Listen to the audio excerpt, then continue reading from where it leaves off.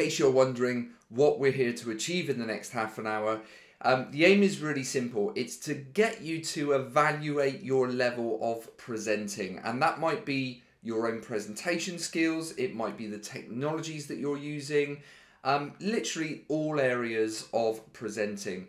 What I'm going to do with you in a second is take you on a bit of a roller coaster journey through the presentation space over the last few decades, and I'm going to let you know where most people ended their education when it comes to presenting, but what else is possible.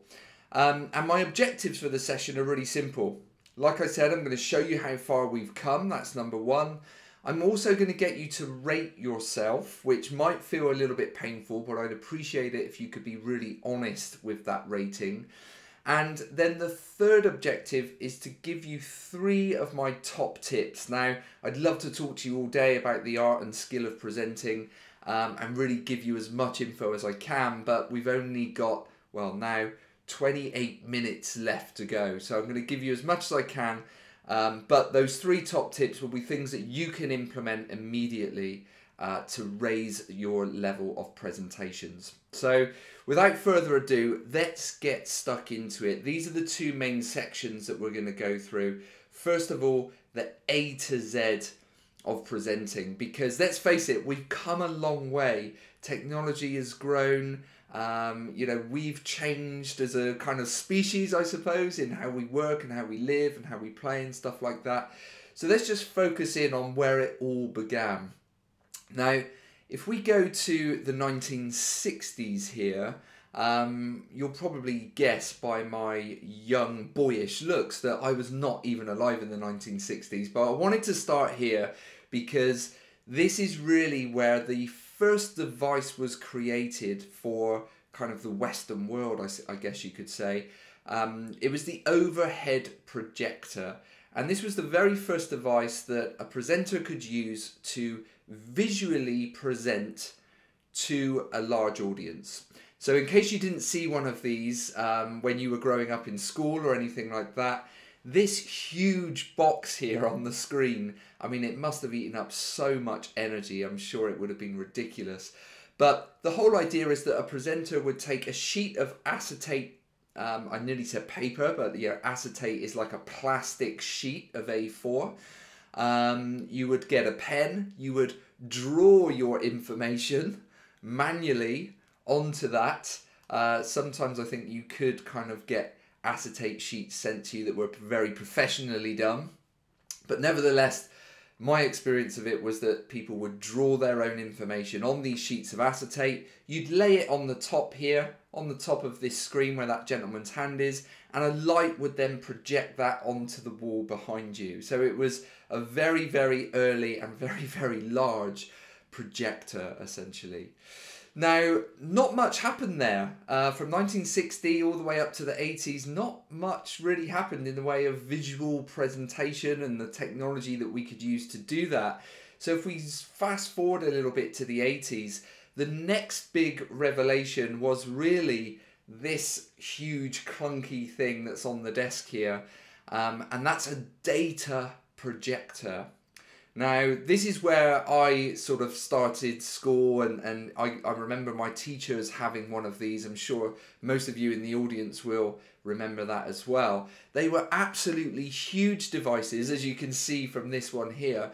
And doing a little bit of research on this, I found out that the earliest data projectors were actually up to 40 pounds in weight. Now, that's probably the equivalent of me carrying around my 5-year-old daughter. And actually, I remember when I started my career as a training consultant, that's where I fell in love with the art of presenting. This was in the early 2000s.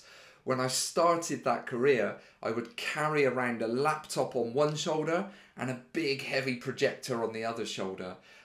It was a nightmare. I actually ended up getting sciatica and all sorts of back issues because I was lugging all of that kit around back and forth around the UK. It was really, really hard work. Thankfully, we don't need to rely on projectors that much anymore because every office that we work in has an LED TV that we can just plug a laptop into, which is always great, of course. But around about the same time that these lovely devices came out, of course, we had the birth of the IBM personal computer and the Mac 2, I believe it was, and that rivalry between Mac and PC started. So essentially, if you had one of those computers or even a TV, you could plug them into this data projector and beam your image up onto the screen for everyone to see. So it was pretty cutting edge back then. If we fast forward then into the 90s, obviously computers became much more kind of widely used. I remember in school we all of a sudden went back after the summer holidays and we had loads of computers. We had our own computer suite. You know, it was like we'd hit the jackpot or something, or won the lottery. It was amazing to see. And of course that hasn't slowed down. But in around the 1990s, I think it was 1992 or 3, Microsoft actually acquired a piece of software which was a virtual presentation tool. Now back then the software was called Presenter, which is actually where our agency name comes from. But Presenter changed quite a lot. And does anyone want to guess what the name of that software is today? You guessed it. It's the beloved PowerPoint. This is what the early version in the 90s looked like. PowerPoint, I think 3.0 was when it really started to take off. There was a Mac and a PC option available, and that's where people really started to get a bit creative and visualize their presentations. Well, some people did, but not everyone, of course.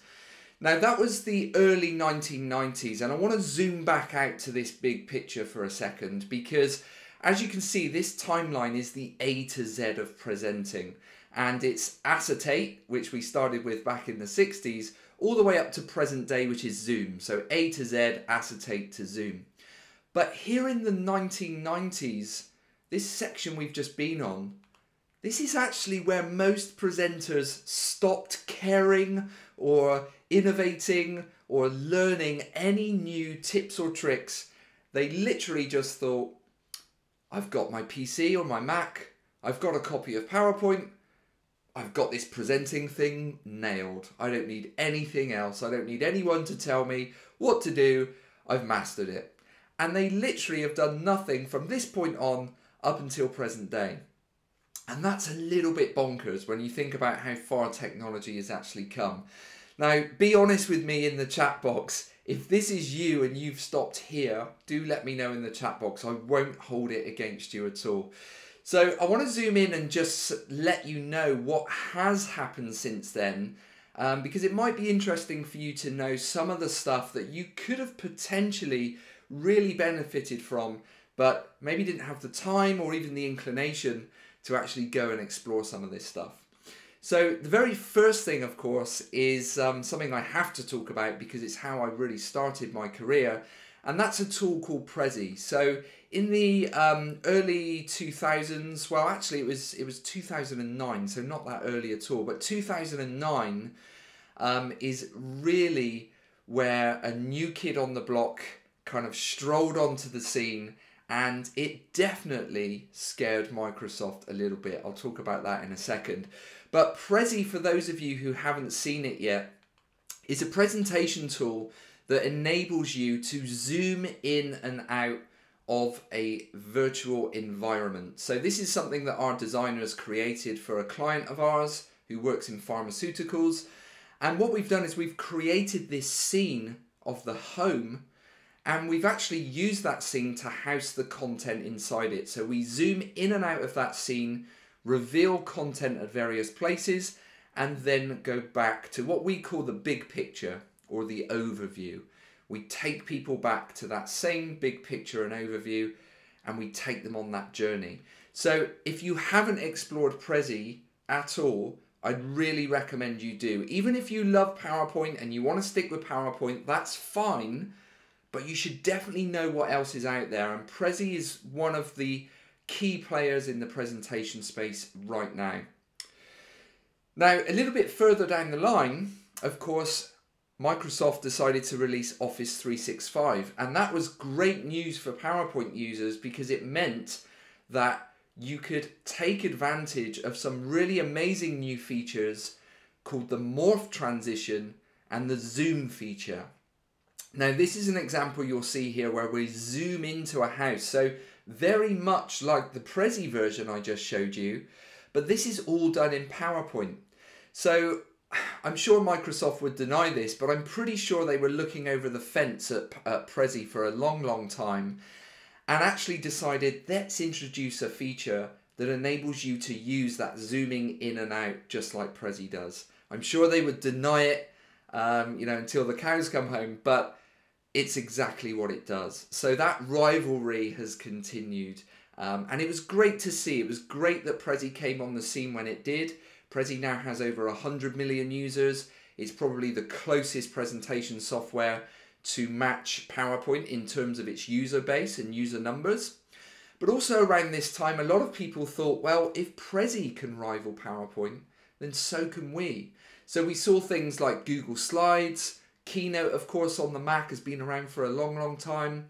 Things like Haiku Deck, Canva is another great one for presentations, Video Scribe for video animations. There's a whole raft of presentation software out there. Now, don't get me wrong, they don't even scratch the surface in terms of user numbers like Prezi and PowerPoint do, but they each have their place. And I would recommend that you definitely take a look at some of these and just find out whether they would be useful for you or not. For instance, if you need to make a really quick social media video, Video Scribe is an amazing place to go. If you don't have the budget to pay a designer to build that for you, then look into something like Video Scribe. Or improve your PowerPoint skills and create video from that. Or learn Prezi and screen record that. There are so many ways of doing things these days, but this is what most people have been missing out on. Now that brings us up pretty much to present day. I do know it's 2021 right now. I'm just trying to keep this in order and going up 10 years at a time, of course. And what was really interesting, right before the pandemic, Prezi decided to launch Prezi Video, and this is what I'm using here today. It's an unbelievable tool that enables you to put yourself into your presentation. So whenever anyone asks me what is this Prezi Video thing all about, I always reply with Prezi Video is bridging the gap between you and your content. That's really all it's about. So even when you're on stage with an audience, pre-pandemic, people would look at you on the stage and then they'd look up at your slides. In virtual presentations, you're normally tucked away in the corner on a webcam and people would look at you now and then if they can see you, and then they would look down at the slides. Yeah? With Prezi Video, everything is combined. And that just means that you can have a lot more fun as a presenter, you can interact with things a lot more, and it makes you the biggest part of the presentation. And that's the most important thing that people forget. You are your presentation. So it's been an interesting journey over the last few years, for sure. We have come a very long way from acetate, although I do wish that acetate made a bit of a comeback. I think it would be lovely to have a presentation delivered to you with acetate these days. It would be quite a refreshing change, if it was done well, of course. Now, what I want to do is just quickly show you the kind of curve that I've talked about there. So this is the technology curve. We started off slowly, and of course, when we got to the sort of early 90s or 2000s, technology just skyrocketed. And that's not just in this space, it's in all spaces, of course. So it's been a really interesting journey. But one important thing people forget is that communication skills are just as important as the technology that you use when you're presenting. And that's the bit that, sure, we've seen a little bit of improvement on. We definitely notice that people are better at presenting these days than they used to be, say, 20 years ago. But not everyone. And one of the key points of today's presentation is to really make you aware that what I said a second ago is true. You are the presentation, not your slides, not the technology that you're using, but you. People come to your talk to see and hear from you. Everything else is just there to back up your message. So even though I love Prezi, I'm fanatical about Prezi video, I think it's the best thing since sliced bread, I realise that I'm still the key thing here. I am above everything else and I'm delivering the message to you. This is just here to back things up and to big me up. It is nice to be able to use something really innovative like Prezi. It does definitely catch people's eye a lot more. So I want you to just rate yourself very quickly on this scale. So number 1 being that you're back in the dark ages when it comes to presenting, and actually you could probably do with going back to using acetate because it's better than what you do right now. And number 10 at the top here being you are an absolute whiz at presenting. There's nothing you don't know, and you could probably even teach me a thing or two. Now, if you're watching this as a recording, I want you to just pause the video and just give yourself an honest rating. Where do you sit on this scale?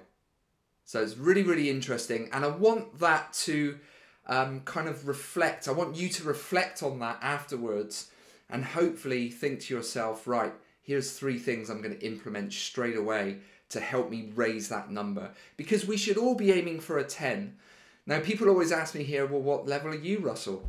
I'm actually not a 10. I actually put myself around here.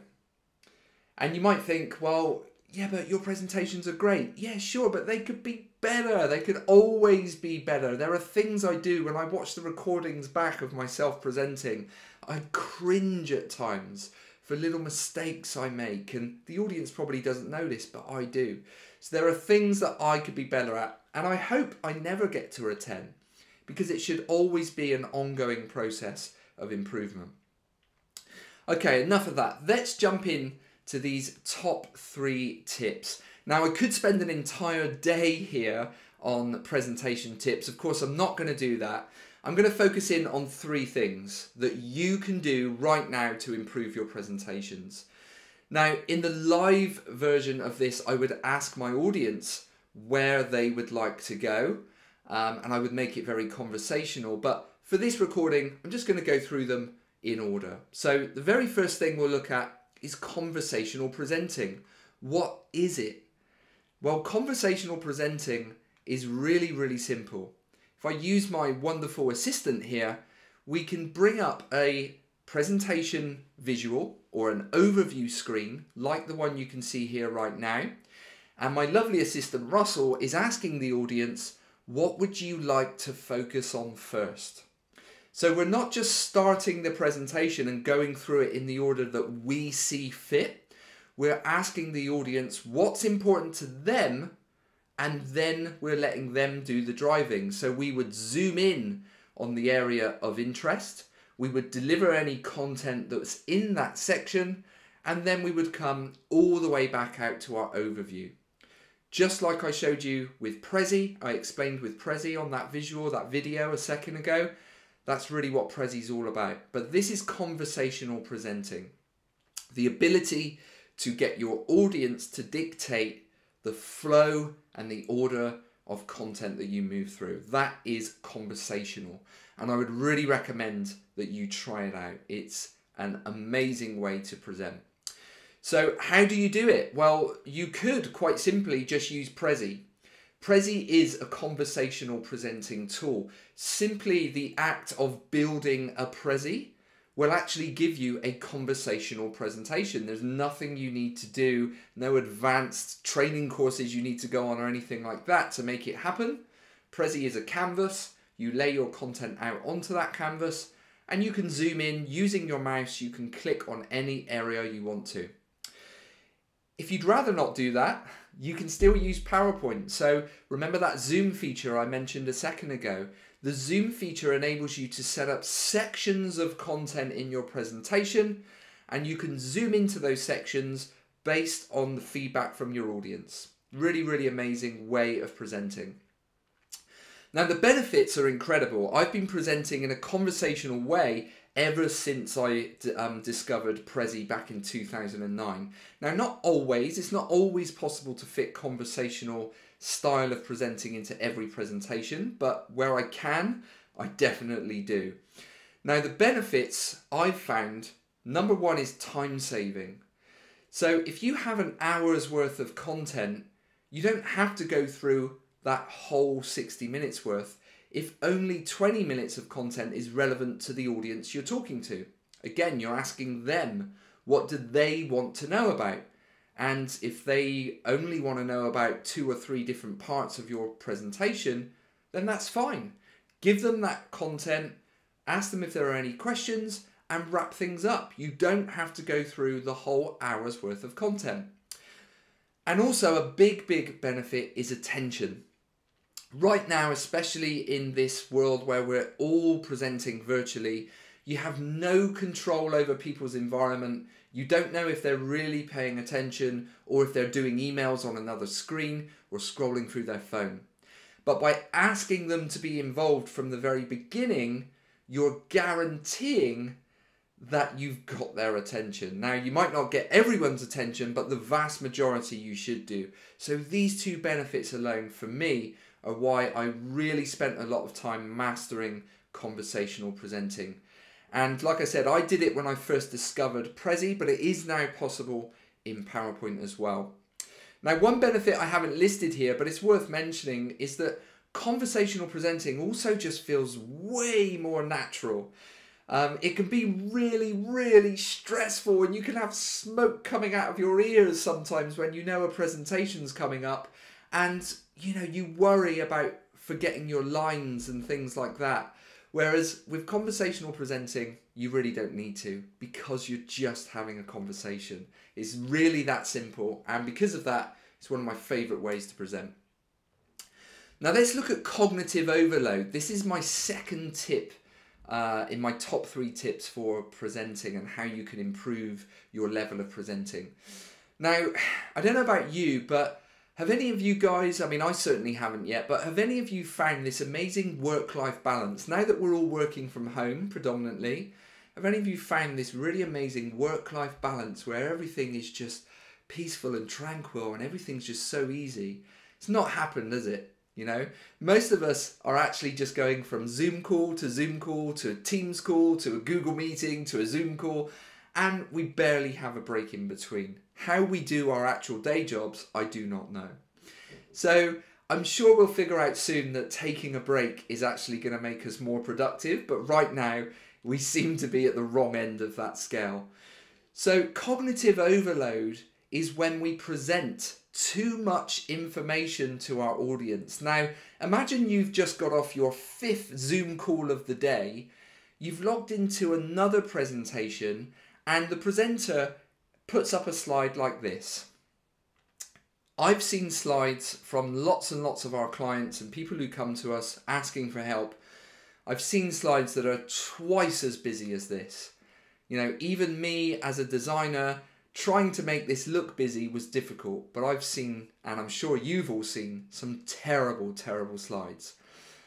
Now, if your brain is fried by 2 o'clock in the afternoon with so many Zoom calls and meetings, how on earth are you going to focus on all of that content whilst also listening to a presenter tell you all about it? It's just not going to happen. You're not going to be able to take all of that in and remember it. And that's what presentations should be for, to help people remember.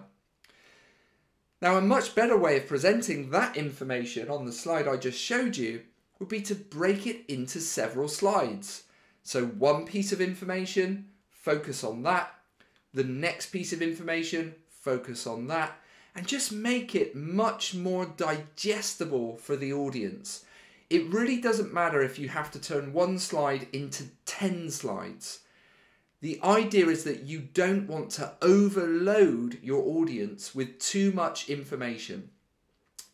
Now, we have a rule here at The Presenter, and I'm always telling people this. I don't know how many people actually take me up on this and do it, but the rule that we always tell people is that if you've decluttered your slide and you think that you've got a nice amount of information on there, take 50% away of it. Take 50% of it away, sorry, I should say. Got my words tied up there.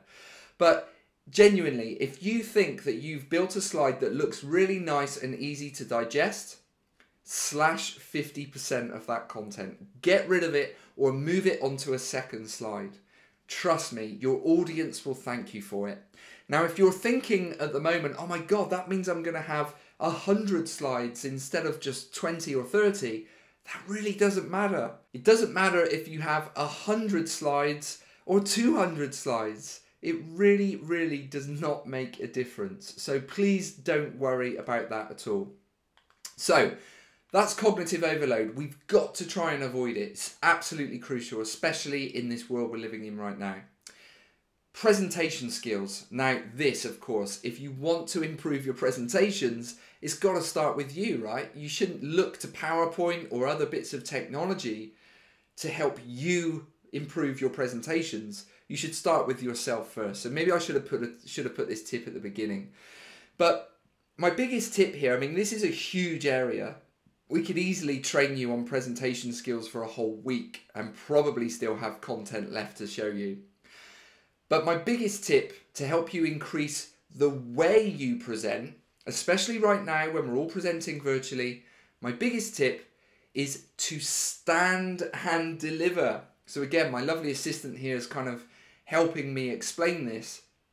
There's a little rule that someone, I forget the name of this author, but someone wrote a book way back in the 70s actually about the different levels of communication.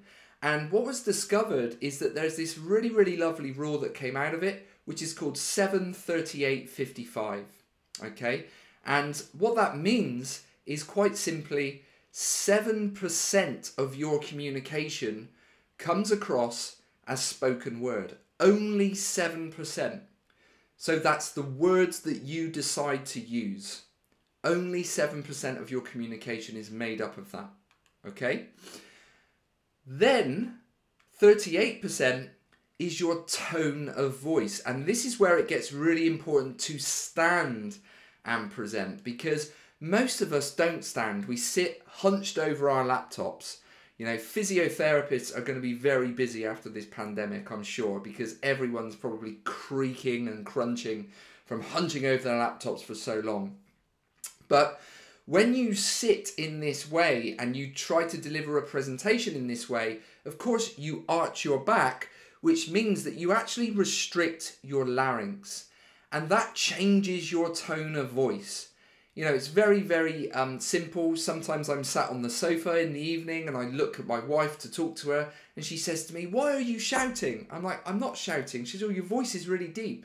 And it's just because I'm on the sofa and I'm hunched down and my voice changes. There's nothing you can do about it. You know, it's physiology, it's your body. So when you stand, you actually change the way you produce your voice. Your tone of voice changes and it's more impactful and less monotone. That's really, really important.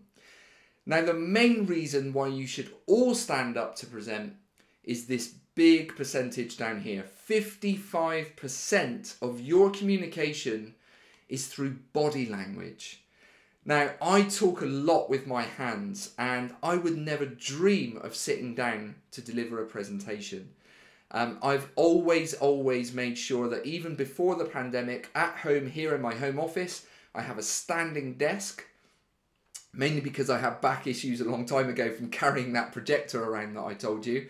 But I always make sure that when I'm delivering a presentation, my desk is you know, as high as it can go. People are looking at me stood up and they can see all of my facial expression and my body language as well. Now, some of it is lost, of course. I can't stand too far back because I only have a small home office here. It'd be nice if you could see even more of me, but even just being able to see my hand gestures is really great. So, you know, again, most of the time on online presentations, we just see the presenter from the shoulders up. So what we're getting is 7% of the words that they use, 38% communication from their tone of voice maybe, and if they stand, we can get an additional 55%. So if you want to communicate 100% effectively, then you really do need to stand. And there are ways of doing it. If you don't have a standing desk, there are very cheap things that you can buy on Amazon to place on your desk and raise up. Back in the day, I just used to grab a coffee table from my lounge, put that on my desk and put my laptop on that. So however you want to do it, so long as it's safe to do so, then just go for it. Your audience will thank you for it. Trust me on that. So I hope you found those tips useful. I hope you found the exploration of, you know, the A to Z of presenting really interesting, the acetate to zooming. And I really hope that you take some things away from this presentation that you yourself can actually put into practice. So I'm going to hand back over to you guys now for some Q&A. Again, if you're watching this as a recording, please just use the chat box below. If it's on YouTube, please subscribe to our channel for more useful videos like this. So thanks very much, and I'll see you on the next video.